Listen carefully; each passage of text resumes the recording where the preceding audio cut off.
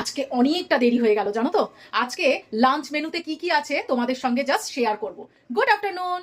আজকে শেয়ার করব সেই সব জিনিসগুলো যেগুলো নিত্যদিন আমাদের মোটামুটি প্রত্যেকটা বাড়িতেই রান্না হয়ে থাকে। আর রান্নাগুলো ডিটেলসে কিছু দেখাবো না, জাস্ট টাচ করে যাচ্ছি, সেইগুলো একটু দেখিয়ে দেবো যে কি কি রান্না করছি। এইরকম ভাবে টাচ করে তোমাদের সঙ্গে চলে যাব। তো চলো আমার রান্নাঘরে কি কি আজকে রান্না করেছি অবশ্যই তোমাদের সঙ্গে শেয়ার করি। চলো, প্রথমেই নিয়ে নিয়েছি গরম ধোঁয়া ওটা 1 বাটির মতো ভাত।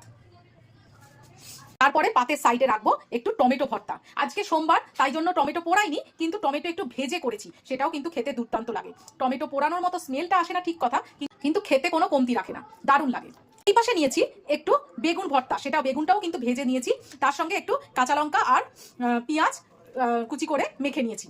আমার না শুধু বেগুন ভাজার থেকে এই রকম বেগুন ভেজে যদি ভর্তার মতো করে না হয়, সেটা খেতে বেশি ভালো লাগে, তাই জন্য ওই রকম করে নিয়েছি। এইবারে এই সাইডে নিয়ে নেবো একটু আলু পোস্ত। আজকে কিন্তু মাছ মাংস ডিম কিচ্ছু করিনি, রবিবার একটু জমজমাটি খাওয়া হয়, তার জন্য সোমবারটা আমি একটুখানি এইরকমই রাখার চেষ্টা করি। ও আর একটা জিনিস, পটল ভাজাটা তো দিতে ভুলেই গেছিলাম, পাতে পটল ভাজাও রেখে দিলাম। কচি কচি পটল এসছে বাজারে, খেতে দারুণ লাগবে এখন। সঙ্গে নিয়ে নিয়েছি ঘি দেওয়া মুগ ডাল। মুগ ডাল আদার থেকে আমার এই রকম ঘি দিয়ে খেতে বেশি ভালো লাগে। তাহলে দেখো তো আজকের মেনু কেমন লাগলো, সে বলবে কেমন লাগলো তোমাদের। পোস্ত আছে, পটল ভাজা, টমেটো ভর্তা, বেগুন ভাজা ভর্তা, ডাল, আর একটা জিনিস তো নিতেই হবে সঙ্গে, পাঁপড় ভাজা।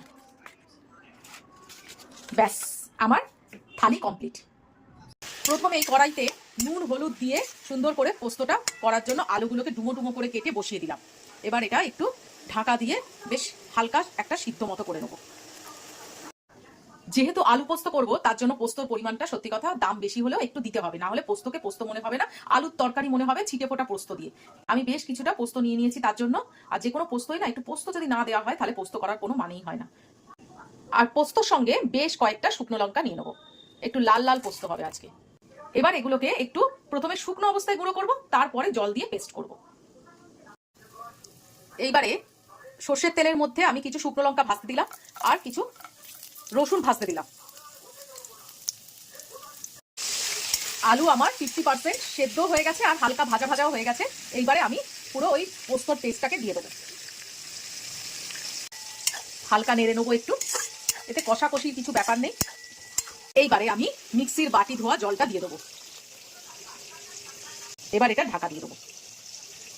খুব সুন্দরভাবে একদম টমেটোটা পুরো ভাজা ভাজা হয়ে গেছে। এবারে এর স্কিনগুলোকে আমি একটু হালকা করে তুলে নেবো। এইবারে টমেটোটাকে পুরো সুন্দর করে এই রসুন আর শুকনো লঙ্কা দিয়ে আর নুন দিয়ে মাখিয়ে নেবো। দারুণ খেতে লাগে কিন্তু এটা। পোড়ালে একটু স্মেলটা আসে ঠিক কথা, কিন্তু ভাজলেও খুব একটা খারাপ লাগে না। আমার তো দারুণ লাগে, তোমাদের কেমন লাগে অবশ্যই বলো। সুন্দর করে মেখে নিয়েছি। এর মধ্যে তোমরা একটু পেঁয়াজ ভাজা দিতেই পারো বা ধনে পাতা কুচি দিতেই পারো, আমি এটা দিইনি, আমার এইরকমই ভালো লাগে।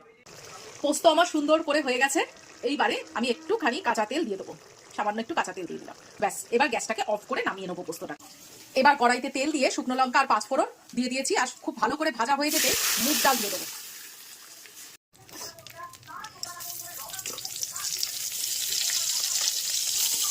এইবারে কিছু বেগুন আর পটল ভেজে নেবো।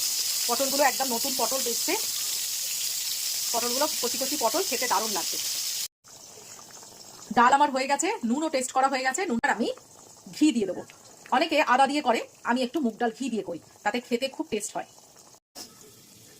এবার কড়াইতে তেল দিয়ে একটু পাঁপড় ভেজে নেবো।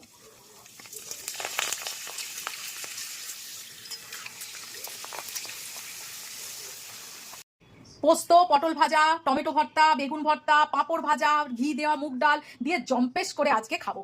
তো আমি তো খেতে থাকি, তোমরাও যদি মেনুটা ভালো লাগে পরের দিন অবশ্যই করো। টাটা।